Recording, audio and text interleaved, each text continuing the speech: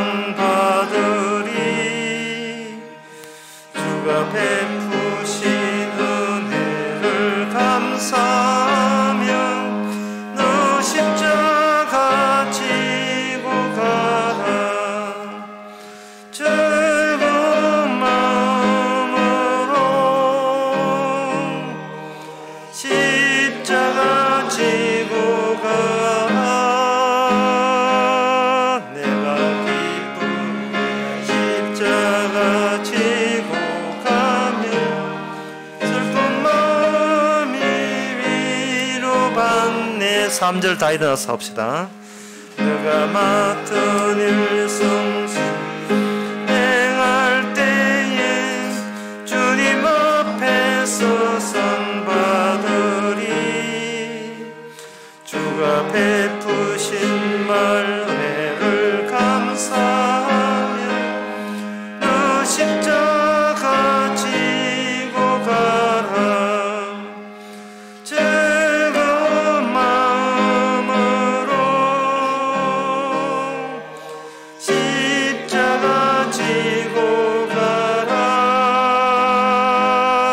내가 기쁘게 십자가 지고 가며 슬픈 마음이 위로받네.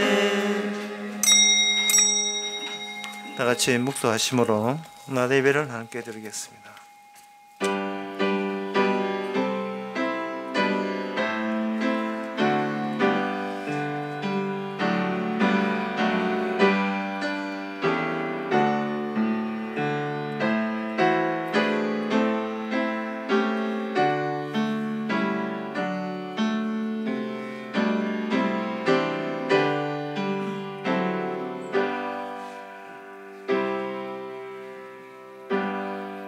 전능하사 천지를 만드신 하나님 아버지를 내가 믿사오며 그의 외아들 우리 주 예수 그리스도를 믿사오며 이는 성령을 잉태하사 동전 마리게 나시고 본디오 빌라도에게 권한을 받아서 십자가에 못 박혀 죽으시고 장사한 지 사흘 만에 죽은 자 가운데서 다시 살아났으며 하늘로 오르사 전능하신 하나님 우편에 앉아 계시다가 저로서 산자와 죽은 자를 심판으로 오시리라.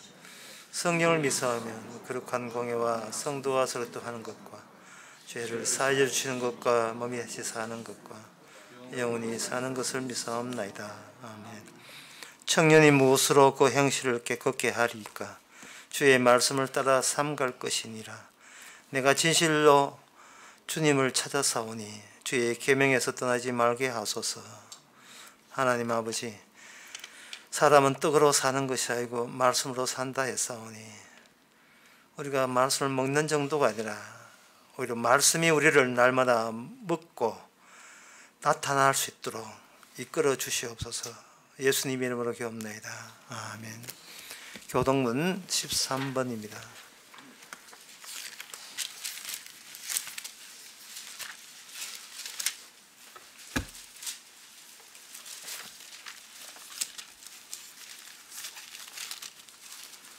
내가 여호와를 항상 송축하며 그를 송축하며 내 입에 계속하리로다.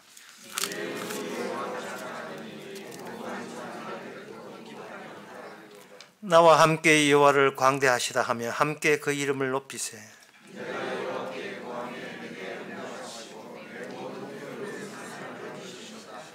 이 공고한 자가 부르짖음에 여호와께서 들으시고 그 모든 환난에서 구원하셨도다.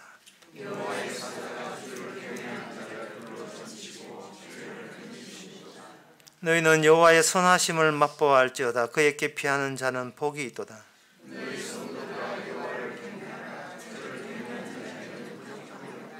다 같이 합시다. 젊은 사자는 궁핍하여 줄일지라도 여호와를 찾는 자는 모든 좋은 것에 부족함이 없으리로다.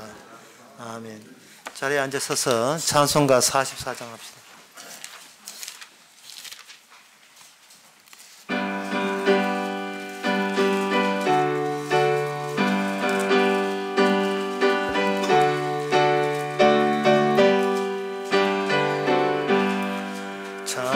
찬송하는 소리 있어 사람 기뻐하도다. 하늘 아버지의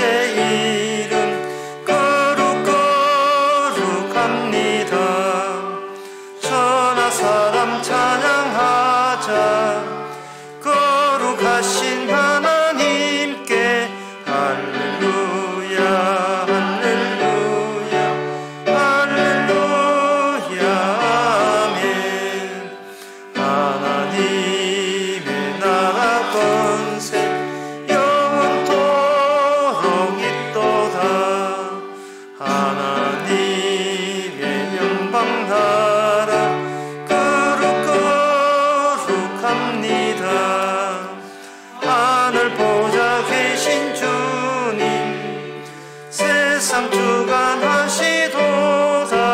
할렐루야 할렐루야 할렐루야 아멘. 하나님의 모든 뜻은 그 뜻대로 되도다. 우리 아버지의 뜻은 거룩거룩합니다. 주여 속히 임하셔서 기쁜 날을 주옵소서. 할렐루야 할렐루야 할렐루야 아멘 아멘. 이 시간 다 함께 기도하실 때에 양성수 장로님 기도하시겠습니다.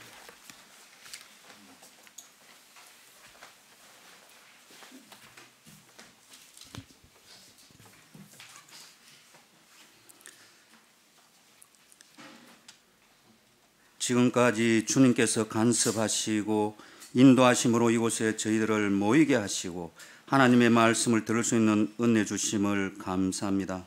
순간순간마다 내 죄를 말씀으로 깨닫게 하시고 세상과 짝할 수 없음을 알게 하셨지만 저희들은 여전히 세상과 짝하며 살아갑니다.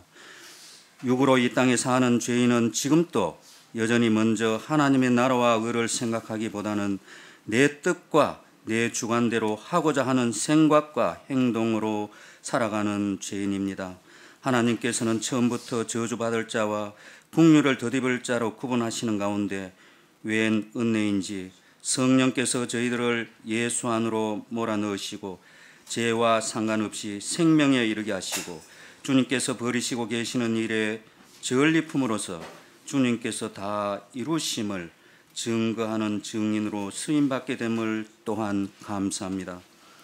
주님께서 이루어 가시는 일에 오직 십자가의 사랑만 바라보고 감사와 기쁨으로 살게 하옵소서. 이 시간 선포되는 진리의 말씀 앞에 내 자아가 부정당해 하는 모습을 바라보게 하시고 육은 육의 일을 하지만 항상 영의 일을 먼저 생각함으로 사나 죽으나 주님의 십자가 사랑만 드러나게 하옵소서. 이 모든 말씀을 우리를 구원하신 주 예수님 이름으로 감사하며 기도하옵나이다.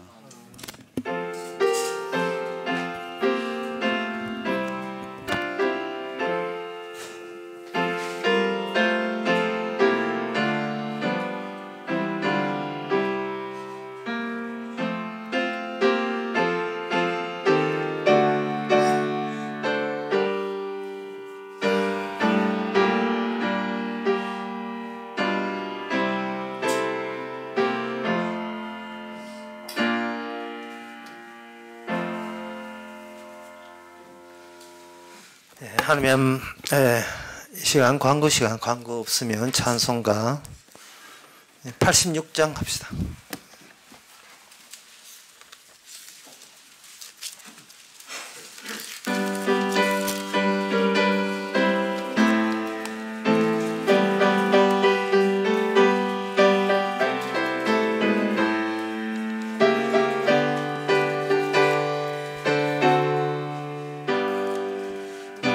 참지 않은 예수 나의 상처 입은 심령을 불쌍하게 여기서 위로하여 주시니 이쁘신 나의 좋은 친구 내가 의지하는 예수 나의 사모하는 친구 나의 기도 들어서 응답하여 주시니 미쁘신 나의 좋은 친구 그의 손 의지하고 갈 때 나를 해할 자가 없도다.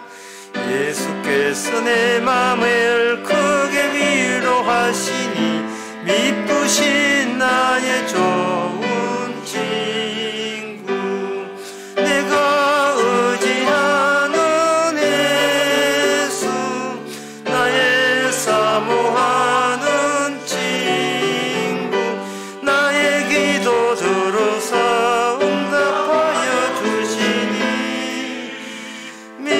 미쁘신 나의 좋은 친구 주의 요단강 물결이 나를 위협하며 흘러도 주가 인도하시니 어찌 두려워하랴.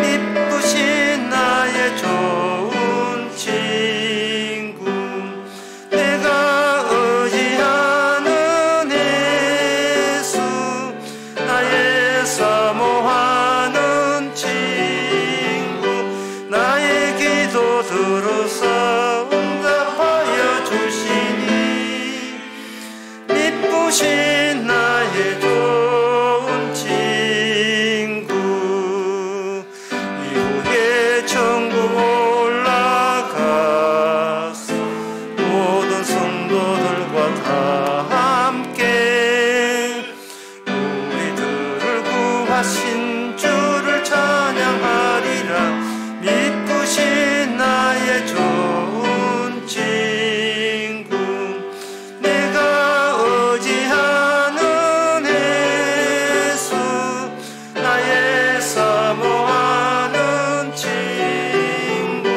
나의 기도 들어서 응답하여 주시니 미쁘신 나의 좋은 친구.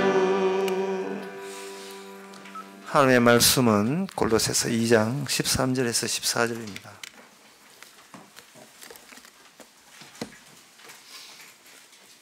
또 너희의 범죄와 육체의 무할례로 죽었던 너희를 하나님이 그와 함께 살리시고 우리에게 모든 죄를 사하시고 우리를 거스리고 우리를 대적하는 모든 의문에 선 정서를 도말하시고 제하여 버리사 십자가에 못 박으시고.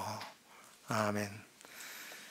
여기 무할례라고 되어 있는데 너희 범죄와 육체의 무할례라 되어 있는데 무할례는 이방인들이 해당됩니다. 할례는 이스라엘 사람들이 받았던 겁니다. 근데 무할례가 할례 받지 않았다는 그 자체로 하나님 보시기에 이방 민족을 이미 죽은 자로 간주하십니다. 그러면 이스라엘은 할례를 받았기 때문에 그들은 산자인가? 그렇지 않습니다. 할례를 받았는데 그들이 할례를 받은 것은 율법이 있다는 율법이라는 이것이 그냥 하늘에서 잔소리로 끝나는 것이 아니고 실제로 세상은 율법대로 진행한다는 것을 보여주기 위해서 율법과 이스라엘의 민족의 몸과 결합을 시켜 놨어요. 그러면 이스라엘 민족의 그 사람들의 몸의 변천 과정은 곧 하나님이 내려주신 법의 변천 과정을 그대로 보여주는 거예요. 파스타 먹을 때 그 포크 가지고 국수를 돌돌 말잖아요. 그러면 접시 위에 있는 파스타의 모든 그 국수는 포크에 집중되어 있습니다. 그 포크 딱 들어서 속 집으면 파스타를 먹을 수 있습니다. 이 주님께서 주신 모든 그 율법이라는 것은 그냥 모든 율법은 좀 바깥에서 외부로 그 잔소리 하듯이 들려오지만 인간의 몸에 새겨진 율법이 있어요. 몸에 새겨진 율법. 이 율법이라는 게 단순히 그냥 외부에서 훈경하고 그 나무래기만 하는 것이 아니고 실제로 너희 몸을 통해서 계속해서 이 세상의 새로운 현실을 하나님께서 진척해 나간다, 진행한다는 것을 확실하게 구체적으로 보여주는 거예요. 창세기 17장 그 13절, 14절에 보게 되면 여기에 언약을 하나님께서 언약을 맺을 때 할례 언약을 통해서 이스라엘 되게 한 겁니다. 그러면 이스라엘 사람들은 그만큼 훌륭하냐? 이스라엘 사람은 훌륭하지 않아요. 훌륭하지 않은데 그들에게 몸에 새겨진 할례 언약이, 할례 율법이 율법답게 되기 위해서 하나님께서 그들을 떠나지 않습니다. 이제 쉽게 가서 귀신 붙은 거예요. 딱 들어붙은 거예요. 몸에 문신을 새겼다. 보통 몸에 문신을 새길 때는 타투라 하죠. 새길 때는 내가 문신을 새겼는데 만약에 어떤 괴기 영화에 있어서 몸에 생긴 문신이 오히려 주도권을 쥐고 나를 이끌고 간다면 이거는 무시무시한 이야기죠. 지금 이스라엘 민족이 그런 형편에 있는 겁니다. 자기 몸에 새겼던 그 문신 같은 할례가 오히려 주도권을 율법이 쥐고 이스라엘을 이끌고 가는 겁니다.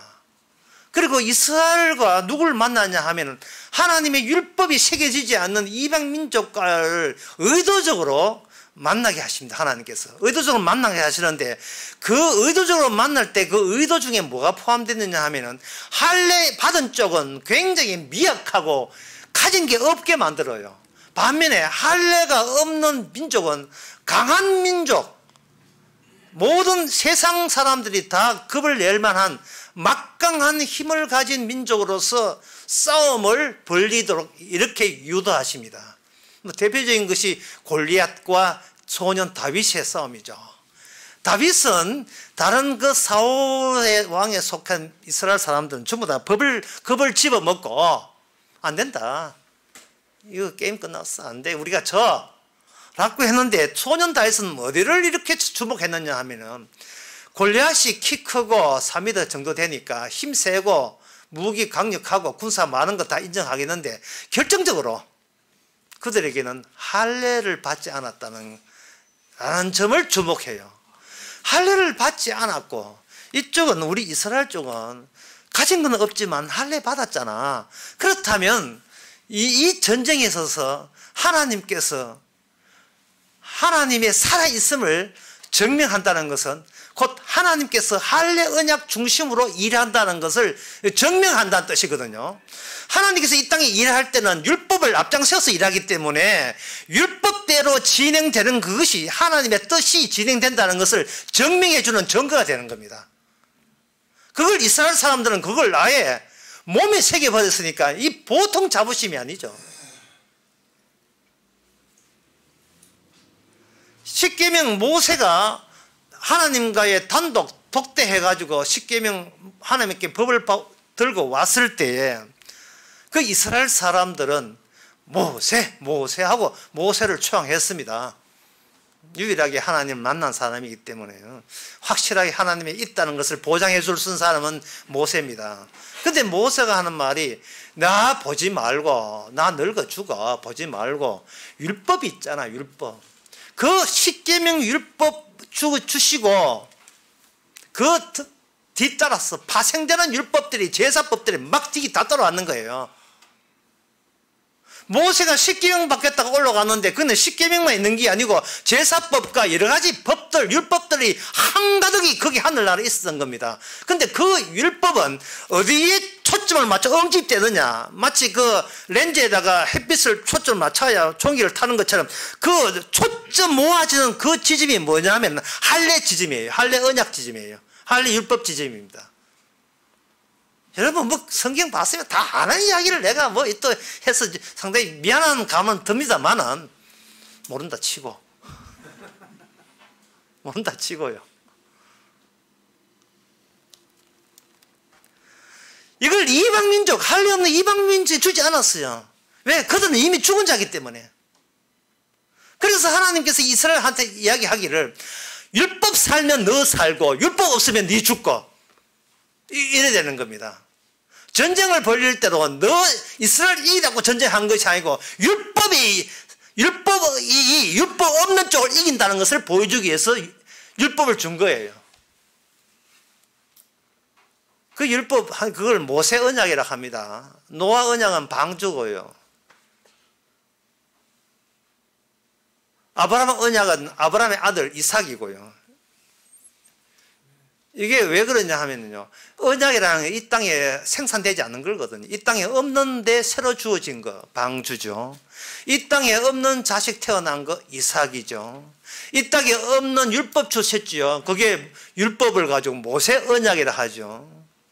천하 죄인, 간음하고 살인한 그 다윗의 계통을 통해서 왕이 태어난다 해서 그걸 다윗 언약이라고 이야기하는 겁니다.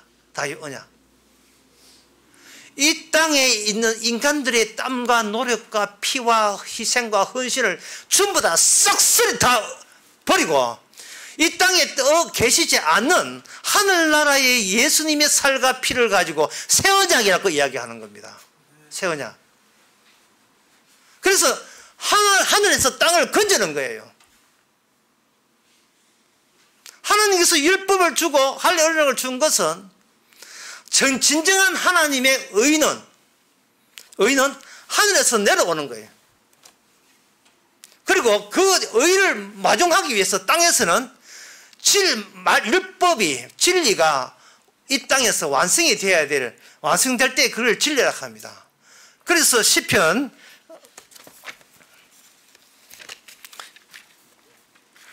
65편은 65편인가 거기에 보면 이런 말씀이 있어요. 65편이 아니고요.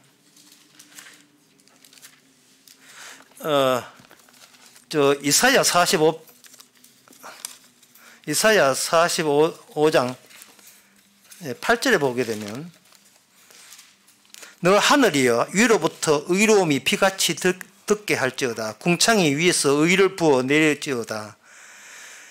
땅이여 열려서 구원을 내고 의도 함께 움킬지어다. 그러니까 먼저 하늘에서 뭐가 주어져야 되냐 하면은 의가 내려와야 되는 거예요. 마치 범 내려오듯이.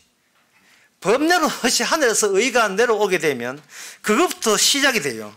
그게 시작점이 되어가지고 땅에서 만들어진 구원이 마중을 나는 식으로 구원이 성사되는 겁니다.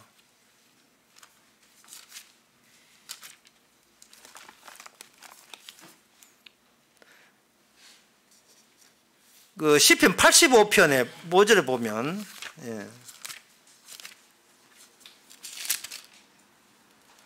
10절에 보면 85편 10절에는 긍휼과 진리가 같이 만나고 의와 합평이 서로 입맞추며 진리는 땅에서 솟아나고 의는 하늘에서 하감한다.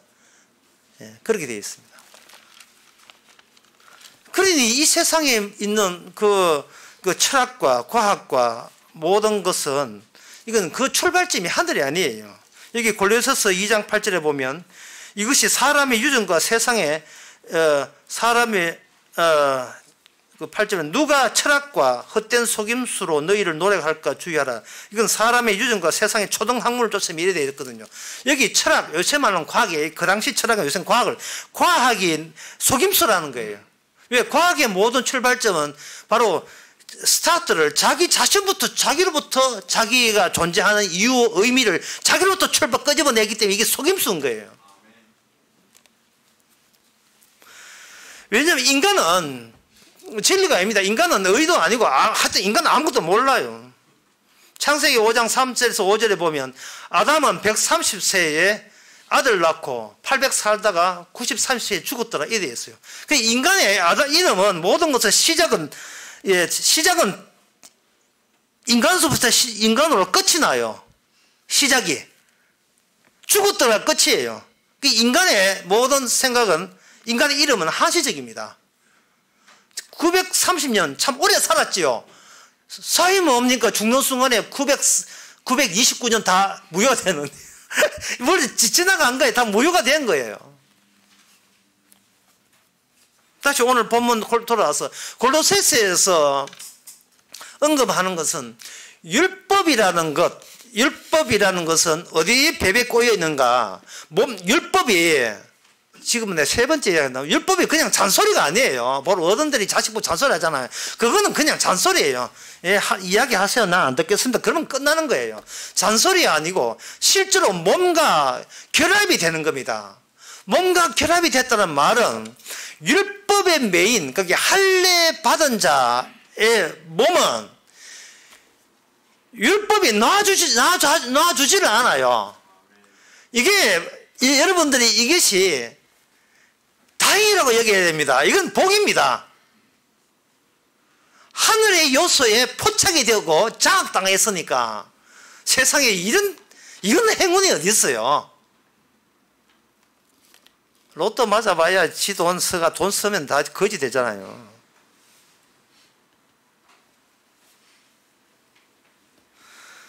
주님께서 인간에게 할례를 주고 그 할례에 따라서 뭐가 온다 했으면 율법이 와르르 거기에 돌돌 감기듯이 다 할례 중심으로 하는 거예요. 그러면 그 몸이 이스라엘 사람들은 그 할례를 행했는데 문제는 몸의 할례를 했는데 이 할례가 뭐 어디까지 요구하냐 하면 마음의 할례까지 요구한 거예요. 여기서 아담에 속한 이스라엘 사람뿐만 아니라 아담에 속한 모든 인간은 실패로 끝난 겁니다. 주님께서는 이스라엘 사람으로 왔어요. 그래서 몸의 할례를 받았습니다. 그래서 세상 사람 보고 이야기하는 거예요. 내가 받았던 할례와 너희들이 받았던 할례와 한 차이점을 똑똑히 눈여겨봐라. 너희들의 몸과 내 몸이 어떤 차이가 나는지를 보라는 거예요. 주님이 스스로 율법의 할례를 받으시고 그리고 모든 율법을 다 받으시고 돌아가셨어요. 그렇다면 사람들 입장에서는 뭐 내나 니나 뭐 똑같네 이래 되겠죠. 그런데 주님께서 그 죽었던 몸을 사흘 만에 부활을 시켰습니다. 이 말은 뭐냐면 율법에 완성했다는 거예요. 율법을 완성했기 때문에 이 예수님이 받았던 이 율법으로 말미암아 이제 어떤 자리가 확보됐냐 하면은 율법으로 모든 것을 처리가 끝난 그런 새로운 몸을 율법으로 드디어 심판받지 않는 저주받지 않는 정죄함을 받지 않는 몸으로 끝난 새로운 몸을 주님께서 창조할 수 있는 그러한 권한을 예수님이 부여받은 겁니다. 그게 뭐냐면 자기가 완성한 그 마음과 영을 특정 사람에게 할당함으로써 그들이 새로운 피조물이 되는 거예요. 여기에 오늘 본문에 보게 되면 여기 오늘 읽었던 본문 또 너희도 범죄와 육체의 무할례를 죽었던 너희를 하나님이 그와 함께 살리시고 하나님이 그와 함께 살렸다고 되어 있어요. 그게 하나님께서는 뭐냐 하면은 죽은 시체 가지고 일하시는 것이 하나님의 방식인데 먼저 예수님이 아버지한테 그런 식으로 다루어졌는 방식을 사용한 겁니다.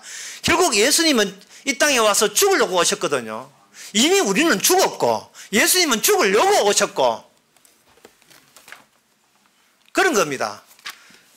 우리 지난 시간에 그 아브라함의 그 언약 맺을 때 하나님께 아브라함을 통해서 언약 맺을 때 그런 이야기 했는데 여기 창세기 15장 11절에 보면 아브라함이 그 모든 걸 취하여 중간에 이제 10절에 보면 쪼갠 것 마주 대하여 보는데 그 새는 쪼개지 않아 했더라. 솔개가 그 사체 위에 내릴 때에 아브라함이 쫓았다 이래 있죠. 솔개가 그 사체 위에 내릴 때에 아브라함 쫓았다 했는데 솔개는 그 생물이 죽은 줄 알았어요. 원래 솔개는 죽은 걸 먹으니까 독수리도 그렇잖아요. 죽은 줄도 알고 왔는데 아브라함이 쫓았다며. 네 보기는 죽은 걸로 보이냐? 아브라함 보기에는 본격적으로 하나님의 일하시는 장소다. 살아있는 사체가 되는 거예요. 이 말은 하나님이 일을 하실 때는요, 우리가 살아있다는 인간하고는 상대를 안 해요.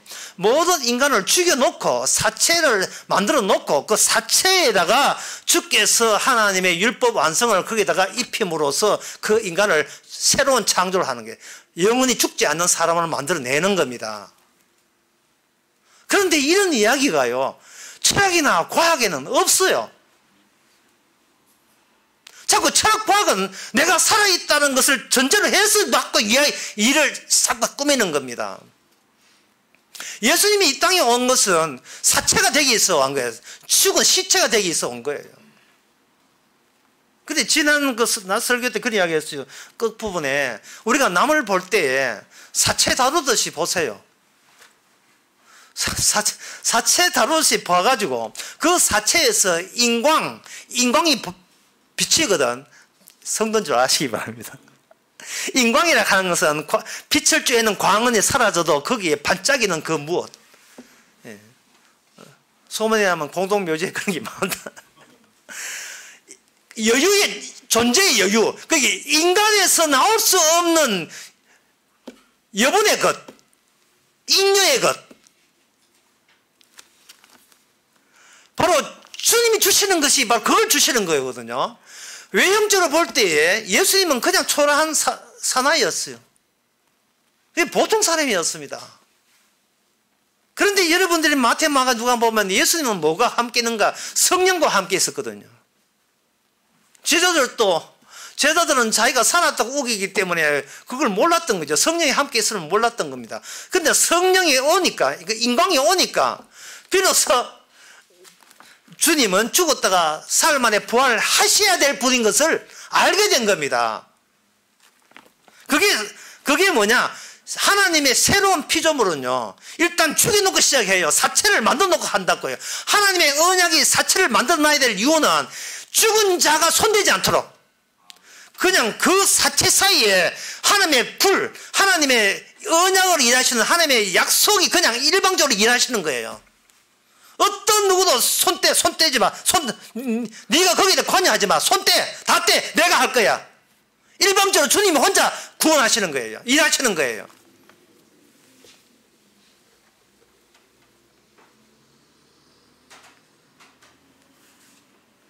그래서 구약 때는 이스라엘에게 하나님의 할례 언약 자체, 할례를 전가하기 위해서 이스라엘이 있었다면, 신약은 이미 율법에 대해서 다 완성이 된 상태에서 그 완성됨의 증거물로 하나님께서 새로운 피조물, 신약의 성도를 성령을 통해서 만들어내신 거예요.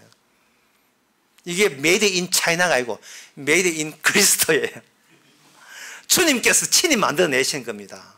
지금 오늘 본문에서 사도 바울은 지금 만세를 부르고 있습니다. 만세! 끝난 거예요.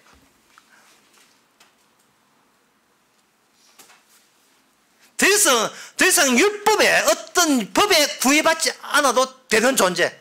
오히려 법을 찾는다면 그 자체 오히려 의심할 만한 존재가 되는 거예요. 네가 왜 법을 찾아? 뭐 하려고? 한번 더 살아보려고? 이미 살았는데 왜 그걸 찾지?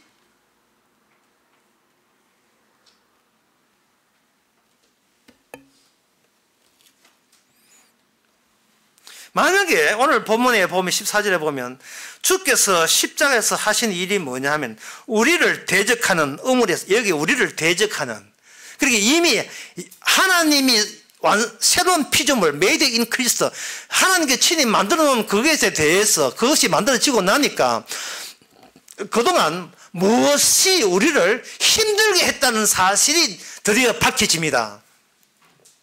그것은 우리가 요청해서 어떤 법을 촉구한 거예요. 우리 자신이. 이미 구원받은 사람만이 아는 이야기가 무슨 이야기냐 하면, 나로부터 출발했던 그 사실과, 그래서 생각하는 그 현실과 주님으로부터 시작하는 그 현실에 나는 그 몸과의 확연한 차이가, 불연속적인데 연속성이 아니에요. 확연한 차이가 난다는 사실을 성령 받은 사람만이 아는 거예요. 성령 받은 사람만이, 나 더 이상 율법이 나에 대해서 이러쿵저러쿵 시비 걸 일이 없구나. 왜? 이미 심판 처리가 끝났거든요. 모든 제품이 메이드 인 그리스도 해가 합격 도장을 받은 이상 다시 어떤 하자가 있다는 그 과정으로 돌아갈 일은 없어요. 왜냐하면 하나님 보시기에 이미 우리는 태어나면서 이미 하자가 있는 죽을 병에 든 자예요. 죽음을 든 자이기 때문에 사체이기 때문에 서서히 시체가 되어가거든요. 그러면 그 병에 대해서 우리가 죽을 병에 대해서 우리가 손댈 수 없는 처지에 있는 겁니다. 우리가 사람의 병은 고치지만 죽을 병을 누가 고칩니까? 죽을 병에서 낫게 하는 것은 불효속적인 예수님의 부활밖에 없어요. 부활의 능력밖에 없어요. 다른 의사의 능력으로서는 우리가 부활되지를 못합니다.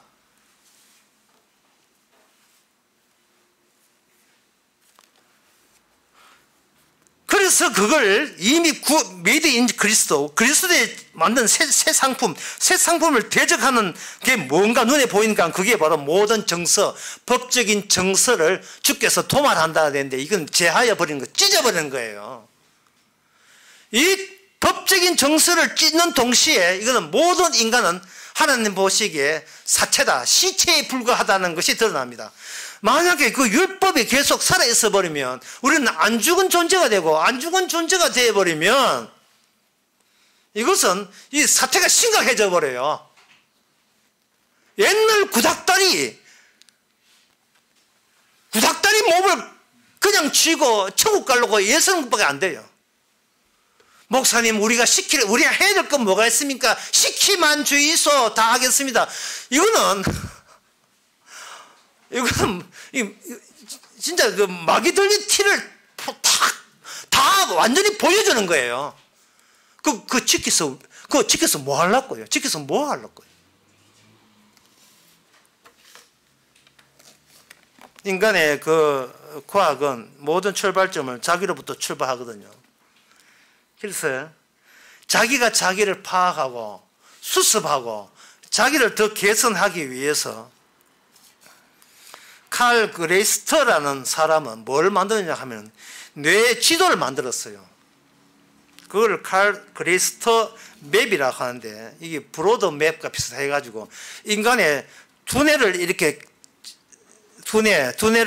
그려놓고 거기다가 하나의 지점 총 46개 지점을 다 분할하고 하나의 지점에다가 전부 다 1번, 2번 번호를 매깁니다.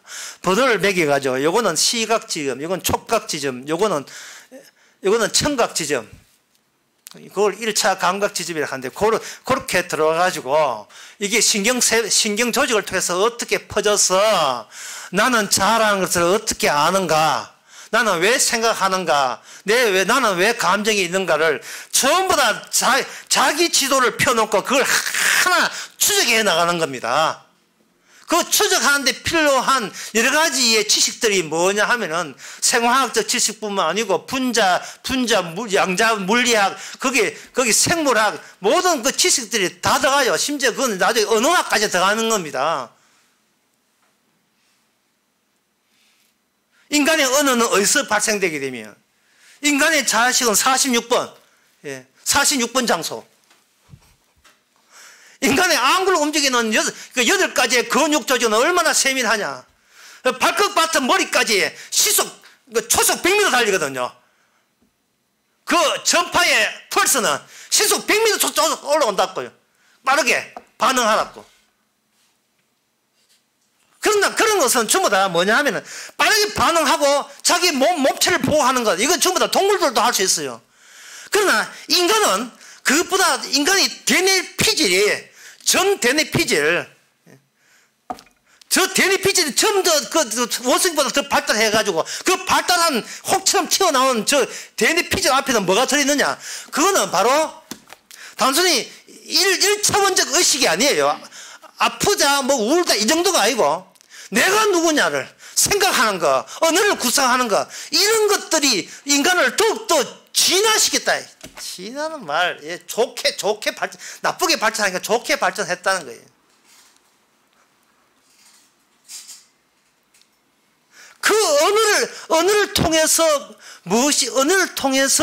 단순히 인간은 동물처럼 그냥 에너지가 와서 배출하는 게 아니라 뭔가 안에 저장하고 있다는 겁니다. 그 저장한 게 기억이고 기억의 다발이 바로 자아가 되는 거예요. 셀프가 되는 거예요. 내 자신이 되는 거예요.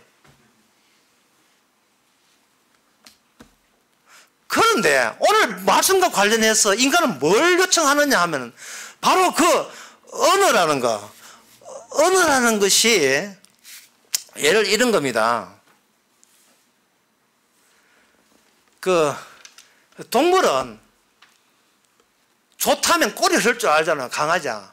그러나 동물은 예스는 되는데 노가 안 된답니다. 근데 인간만이 예스, 노가 되거든요. 인간이 5살 이하에서는 5살 이하일 때는 애가 외부의 환경과 접근할 때는 환경과 교류할 때는 어프로치 접근하는 방식으로 자기 자신의 몸을 추스리죠. 그런데 사춘기가 되게 되면 가치 있느냐 무가치 하느냐 이것 가지고 선과 악을 결정하는데 내한테 가치 있으면 선이고 불편하면 악으로 보는 거예요. 할 때 선과 악을 어떻게 표현하냐 비율로 가요. 비율로 한다. 비례해서 비율로 한다는 말은 내가 어느 성향이 어느 쪽에 지고 어느 쪽에 속하냐 선한 쪽에 속하냐 악한 쪽에 속하냐 그런 식으로 자기의 인간은 자아가 사춘기 때는 그렇게 시작하고 여러분 사춘기 난 아들 한번 생각해 보세요. 나중에 어른이 되면 목적 지향적인 관점으로 발달하는 거예요. 그 목적 지향적 관점을 할 때 이 모든 것은 바로 사회에 와서 교류를 하는데 교류를 해서 계속 수입을 하는데 그 수입할 때 뭐를 세상 사람들이 나를 인정해 주기 위해서 세상에서 나를 어렵다 할 수 있도록 좀 해달라는 게 나아요. 그걸 내가 사회는 뭐냐? 내가 인정받기 위한 투쟁이다고 이야기했어요. 내가 남한테 인정받고 싶다. 그냥 밥이나 먹고 사는 기계가 아니라 식충이가 아니고 남한테 인정받고 싶은 거예요. 직장이나 가정에서 어디 가도 인정받을 때는 뭐를 요청하느냐? 법을 요청하는 거예요. 그럼 법은 어떻게 만들어지는가? 법은 언어로 만들어지고 언어는 일어난 사건을 시간으로 흡수시켜요. 시간으로 흡수시키면 그다음부터는 시간을 가지고 순서를 정하는 그걸 영어로 시퀀스라고 하는데 순서 배열을 정해요. 순서 배열을 정하면서 거기서 생기는 게 뭐냐 하면은 법입니다. 법이에요. 이거 누가 이 짓을 했느냐 하면은 악마가 아담에게 이 짓을 한 거예요. 선과 악. 하나님께서 알지 말았던 당부했잖아요. 당부했는데 악마는 밀어붙이는 거예요. 왜? 악마는 출발점을 예수님부터 출발하지 않고 악마는 나부터 출발하는 게 나부터. 모든 가치 체계. 나부터 출발하는 거예요. 내한테 유리하면 선이고 내한테 불리하면 악이고 내 뒤는 없어요. 내가 시작점이고 내가 종착점이에요. 나로부터 시작해서 나로 말미암아 나에게 돌아가는 겁니다. 이게 악마의 마음이에요.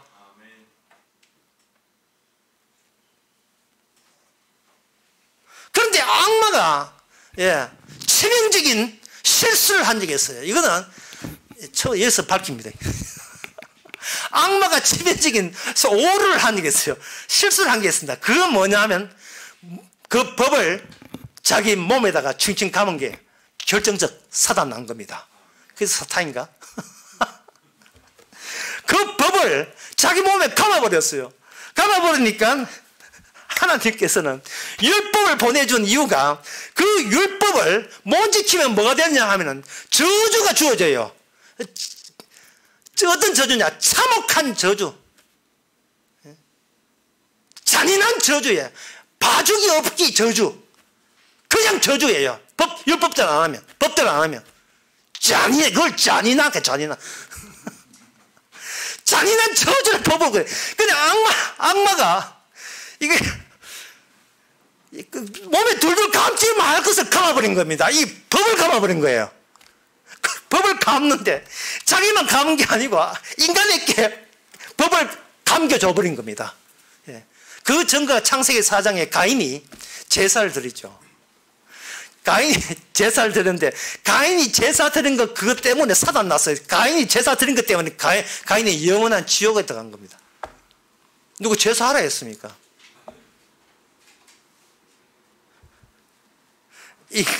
인간의 죽을 수밖에 없는 그러한 선악으로 시뮬레이션이 된 이 두뇌를 갖고 있기 때문에 나의 나다움을 증명해 줄 것을 내 안에서부터 생산하는 거예요. 내 안에서.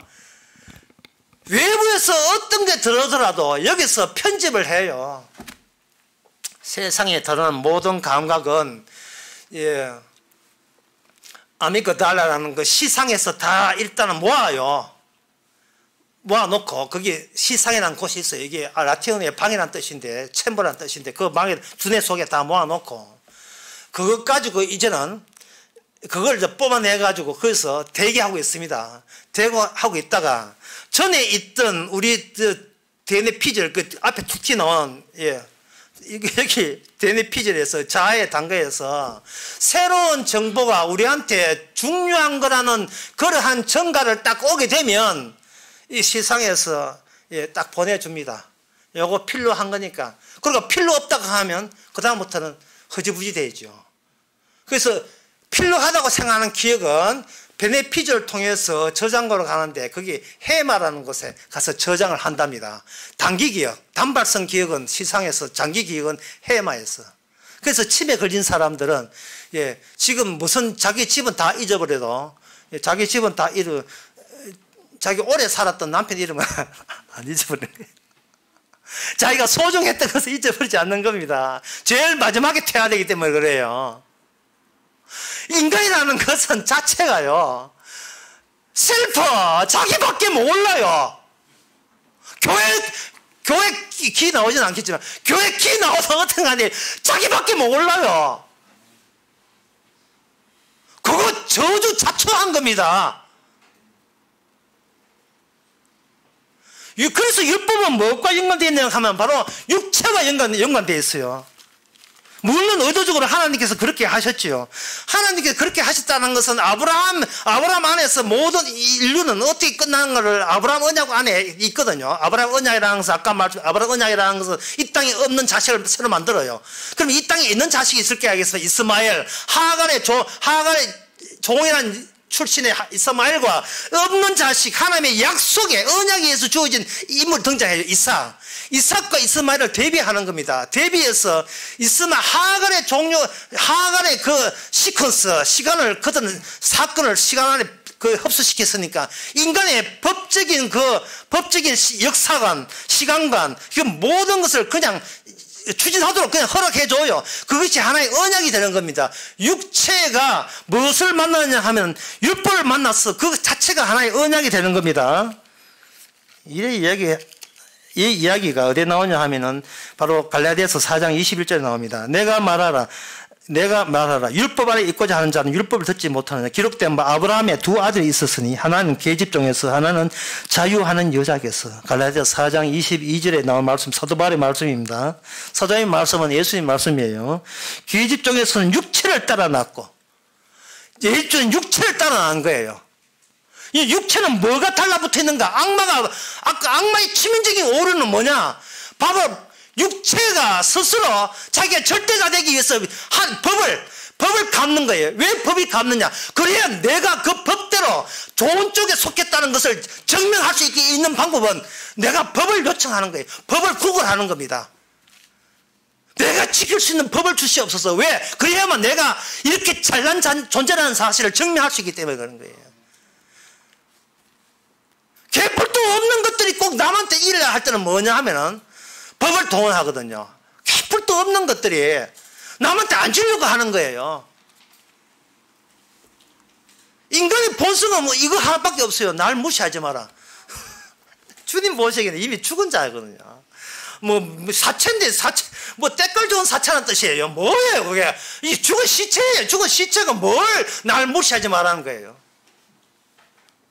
인간은 자살할 권한도 없어요. 죽은 시체가 자살하는 게 무슨 의미가 있습니까?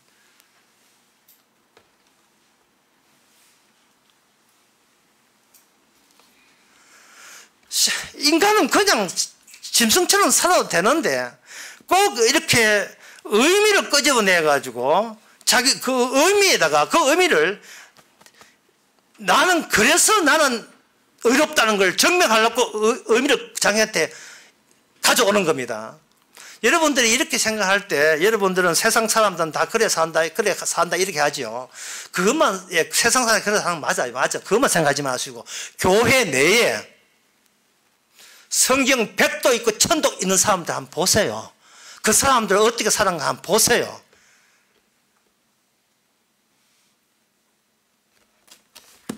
악마의 모습입니다.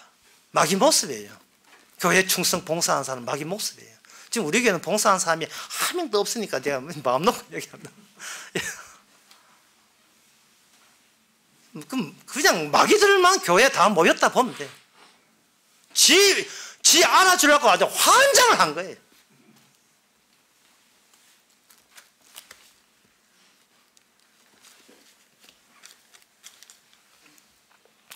육체를 따라 났다 이 말이에요.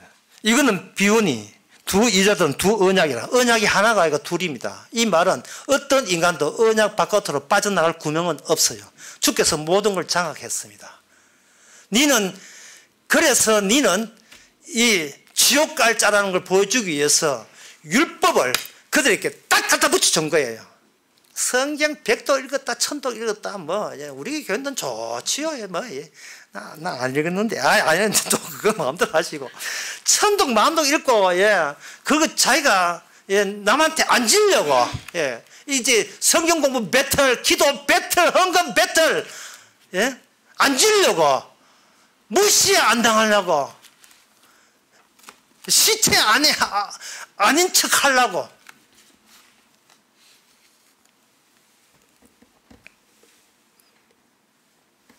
이렇게 육체와 율법을 결합했거든요. 했는데 거기에 보면 이 이야기는 뭐냐? 모든 여자들은 모든 인간들은 어디에 속하냐? 두 언약 가운데 저주받을 인간으로 이미 태어났다는 겁니다. 그래서 저주받지 않을 인간은 이 세상에 존재하지 않는다는 것을 전제로 하고 이 말을 하는 거예요. 그러면 구원받는 사람 어디에 나타나느냐? 거기 26절에 보면 갈라디아 4장 26절에 보면 오직 위에 있는 예루살렘은 자유자니 우리 어머니라. 잉태치 못한 자에 절거하라. 잉태치 못한 자. 다시 말해서 인간이 개입하지 않는 인간의 의도와 인간의 욕구와 욕망이 개입되지 않는 메이드 인 그리스도에 태어난 자가 따로 있다는 거예요. 하늘나라만 그런 사람만 입건하는 거예요. 들어가는 거예요. 다른 사람은 안 돼요. 그러면 이 세상은 어떻게 돼? 이 세상에는 두 종류의 사람이 등장하는데 어떻게 그걸 구분하느냐?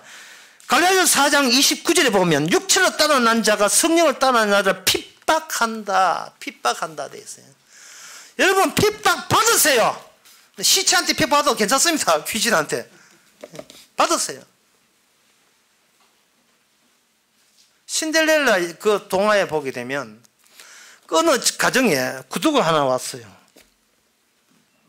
근데 그 구두에 담긴 의미가 뭐냐 하면 이 구두를 발에 맞는 여인을 장차 왕이 될 왕자가 자기의 신부감으로 뽑는다는 그러한 조건이 붙어 있습니다. 언니들이 그 신발 맞지도 않은데 신발을 억지로 쑤시했는데 발이 통통해가 들어가질 않아. 비키면 내가 할게. 그 다음 언니가 집어넣는데 이게 안 맞아요. 억지로 해서 안 맞아요. 왜냐하면 신발이 의식이 있어가지고 일부러 안 맞게 했어. 안 맞게 했어. 주인 찾아가게 돼 있어요. 딱 신데렐라한테는 이건 맞춤 신발, 분홍신, 그야말로 딱 들어맞아요. 그래서 그 동생이 신발 쓰고 가버렸어요.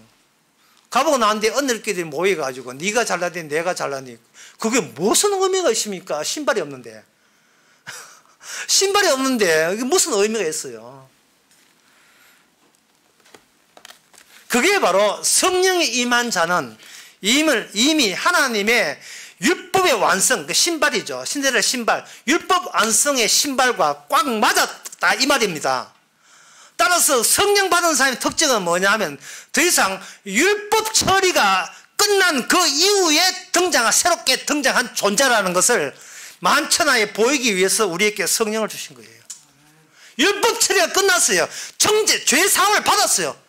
그냥 자체가 죄 사함 받은, 우리는 자체가 죄 사함 받은 거예요.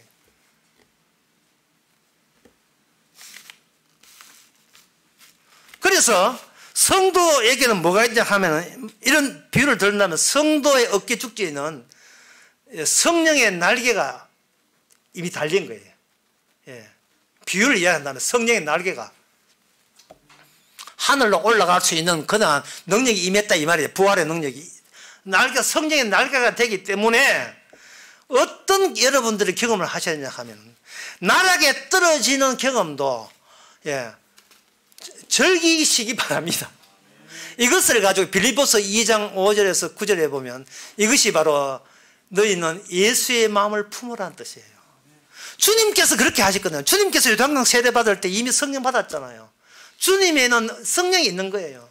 주님께서 마귀도 만나고, 주님께서 귀신 어떤 숱한 수모를 당했지만 주님께서는 거기에 대해서 전혀 위협적으로 느끼지 않았을 거예요. 왜냐하면 어차피 떨어지려고 오기 때문에. 어차피 떨어지려고 왔어요. 히브리서에 보면 예수님은 죽었지만 성령께서 도로 살 때 이 말이거든요. 날개축지는 성령이 이미 주도권을 갖고 있어요. 새로운 피조물, 메이드 인 그리스도, 예수님이 새로운 피조물은 주도권이 우리한테 있는 게 아닙니다. 성령한테 있는 거예요. 주님한테 있는 거예요. 주님한테 있는데 그까이 것 세상의 나락에 떨어지는 거, 그건 뭐 대수겠습니까? 어차피 지옥은 못 갈 거, 이 살아생전에 지옥 체험해 보는 거예요. 아니, 놀이동산에서 살라는 이야기 아닙니다. 놀이동산에서 롤러코스터 그거 맨날 숨을 내쉬면 평생 그래서 놀라는 이야기 아니에요. 가끔은 놀이동산 갈 필요는 있어요. 멀리 있는 사람은 갈 필요 없지만 세상이라는 것이, 그래서 지난 시간에 계속 세상은 장난이라고요. 세상 코미디라고요. 아무것도 아닌 거예요. 세상은 아무것도 아닌 거예요. 그런데 자꾸 고민이 되고 걱정이 되는 이유가 뭐냐? 그것은 바로 애품성, 다시 말해서 법을 칭칭 감아놓은 악마가 우리를 법으로 칭칭 감아놓은 거예요. 네 그러면 남한테 욕먹는데, 네 가문의 명예를 네 먹칠한데, 네 다른 사람이 네 친구들 안 놀아준대, 네 어디 가도 네 행세 못하게 만든대. 자꾸 그런 식으로 세상에 우리에게 심리적인 압박을 가한 겁니다. 그럴 때마다 우리는 뭘 느끼느냐? 우리의 셀프, 우리 자아를 또다시, 죽은 사체인데, 죽은 시체인데 다시 죽은 자아를 또다시 우리가 끄집어내요. 어떤 부인이 있었는데, 어느 날 보기엔 남편 처가에 보니까 여시하게 생기고 진짜 멋있게 생긴 어떤 여자하고 사진을 있는 게 남자의 지갑에 딱 들어있는 거예요. 순간적으로 격분했어요. 이 부인이. 그리고 그 남편, 야식꾸리한 그 여자의 사진을 보고 도저히 참을 수 없어서 너무 화가 나서 자기 남편을 죽이고 말았어요. 죽고 난 뒤에 이제 그 경찰 조사해 보니까 그 여자 사진이 본인 젊을 때 사진이었어요.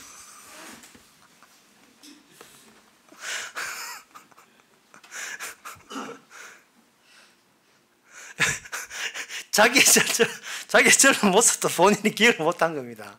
이게 실제로 중국에서 일어난 일이에요. 인간은 자아를 그리워하고 있는 겁니다. 성도라도. 진짜 롤러코스터 타는 거예요. 메이드 인 그리스도, 예수님의 새로운 피조물이고, 이미 모든 지적할 것은 일체 남아있지 않고 죄라고 지적할 건 아무것도 없는 걸 알면서도 우리의 옛 자아의 모습은 차라리 옛날 했던 그때 그 시절의 생활이 그리운 거예요. 응답하라 7089. 차라리 그때 그 시절이 좋은 거예요. 왜냐하면 그때는 모든 최종적인 가치 있는 결정을 내가 하니까. 내가 살아있는 것 같아. 내가 사람답게 사는 것 같아요. 사는 보람이 있는 것 같아. 내 선택에 내가 뿅 하고 가고 싶어. 아, 내가 이렇게 좋은 선택을 했구나. 내가 이렇게 잘난 존재구나. 이 맛을 그리운 거예요. 이 맛을. 그 맛을 그리워할 때 짐당한 귀신들, 동네 귀신들 다 쫓아와가지고, 기자회견 하면서 도와줄게요. 어디 땅 하나 내놨는데, 이번에 당신 말 좀 투자라고, 당신 부자 된다고. 이런 식으로 우리를 북돋아주는, 우리 옛사람을 북돋아주는 거예요. 그렇게 되면 그 교회 다니기 성공부는 취미생활이 되는 겁니다. 그 취미의 끝은 단도대예요. 뭐가지 나가. 모든 취미의 뭐가지 나가. 생활의 끝은. 취미는 본질이 여기 내가 있다가 본질이고 액세서리거든요. 그러나 이미 율법의 완성 십자가가 들어와 버리면 본질은 뭐냐면 내 안에 그리스도가 사는 게 이게 진짜예요. 내 몸은 내 인생은 그냥 액세서리라니까요. 그 장난치는 거라니까요.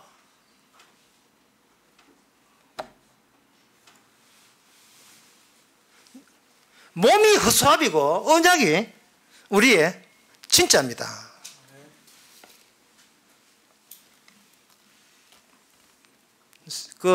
이 자연 세계에서 왜 우리 몸이 이렇게 쇠퇴하고 후퇴하는 이유가 뭐냐면 자연 세계에서 자연적인 것은 자연 이 대세에는 우리의 말을 안 들어요. 마태복음 8장 27절에 보면 바다가 잔잔해지니까 제자들이 놀라서 하는 말이 그 사람이 누구기에 이 사람이 어떠한 사람이기에 바람과 바다도 순종하는 거에 대해서 바람과 바다를 순종하는 사람 우리는 아니에요. 따라서 우리가 가짜예요. 우리가 가짜예요. 바람과 바다도 우리가 다룰 수 없다는 거. 이것은 우리가 죽음 마땅하다는 자연과 더불어 죽음 마땅하다는 그것을 그대로 보여주는 겁니다. 그냥 최선을 다해보는 것으로 하나님께서 받아주지를 않아요. 하나님께서 요구하는 것은 자연과 바다도 순종할 수 있는 그분의 능력이 아니면 우리는 마귀의 셋을, 죄의 셋을, 이 죽음의 권세에서 빠져나갈 수가 없습니다. 주님께서 바람과 바다를 순종케 해서 그 당시 12제자를 살린 것처럼 주께서 우리에게 주어진 나의 인생의 모든 조건들은 바람과 바다예요. 네가 구원될 수 있는 딱 피트니스, 딱 적합한, 딱 합당한 조건들로 지금까지 살게 했었습니다. 그 조건은 뭡니까? 네 인생에서 네가 더 이상 신경 쓸 게 없다는 것을 알려주는 조건. 그 조건입니다. 세속은 안 불러도 괜찮아요. 취미생활은 자칫하게 되면 주객이 바뀌는 것은 실수나 착오를 일으킬 수 있어요. 주인공이 누군지를 모르는 거예요. 이 말은 어떠한 취미생활도 해도 괜찮다는 뜻이에요. 어떠한 취미생활도. 왜? 이미 나는 사체인 것을 확인하기 위해서는 어떤 취미생활도 여러분들이 해보세요. 한번 해보시라고. 해보면 별로 재미없을걸요. 재미없어요. 심지어 결혼도 취미생활 일종이에요. 별로 재미없어요. 그게 전부가 아니에요. 아니, 내 자체가 나한테 전부가 아니에요. 내 자체가. 인광, 나 말고 주께서는 성령의 그 불꽃,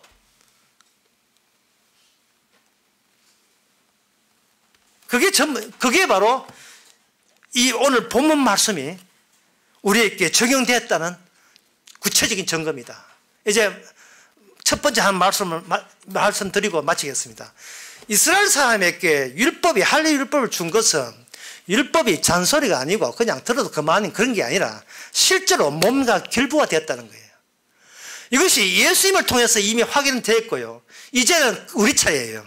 우리 몸에 실제로 이 십자가의 모든 죄 사함이 실제적인 현실로서 죄 사함이 용서받았음이 이제는 죄 없음이 우리 몸을 실제적으로 우리께 적용되고 현실화 되도록 성령께서 우리를 이끌어 주십니다.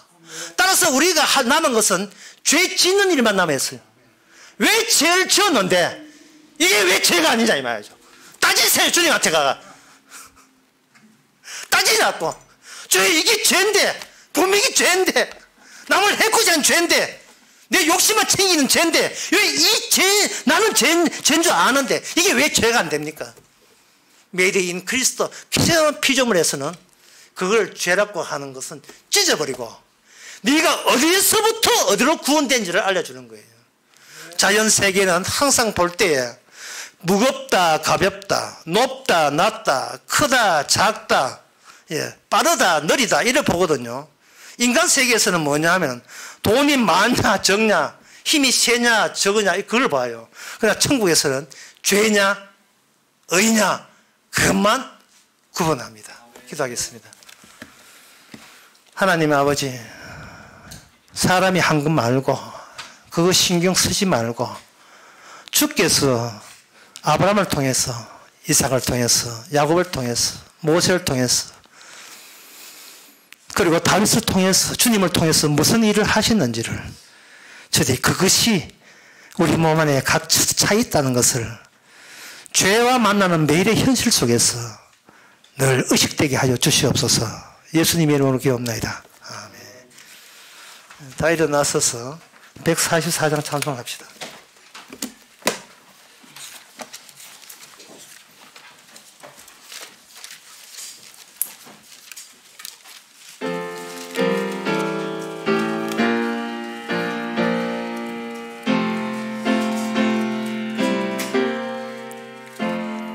예수 나를 위하여 십자가를 질 때 세상 죄를 지시고 고쳐 당하셨네.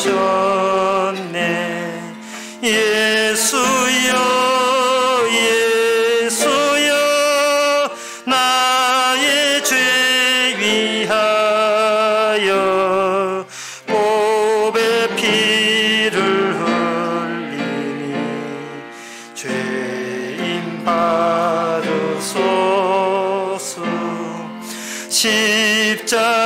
십자가를 지심은 무슨 죄가 있나. 저 무지한 사람들 메시아 죽였네. 예수여 예수여 나의 죄 위하여 보배 피를 흘리니 죄인 받으소서.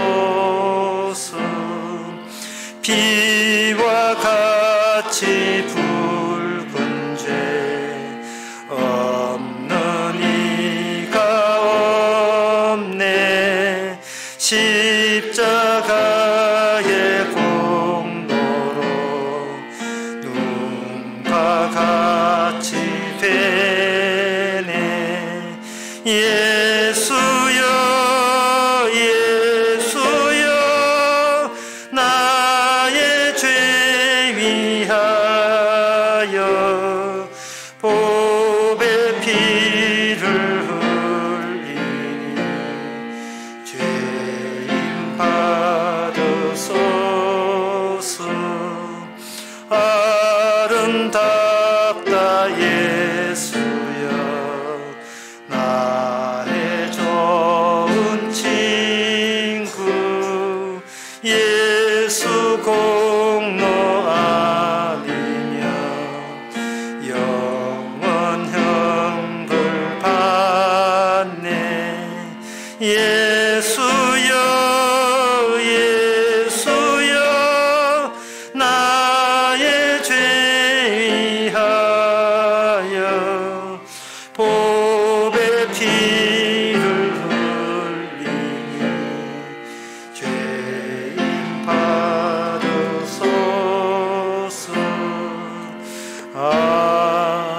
아멘. 기도합시다. 지금은 우리 주 예수 그리스도의 은혜와 하나님의 크신 사랑과 성령의 충만하심이 이제는 나를 위한 나가 아니라 십자가를 전거하는 나로 바뀐 것을 감사하는 모든 성도에게 함께 있을지어다.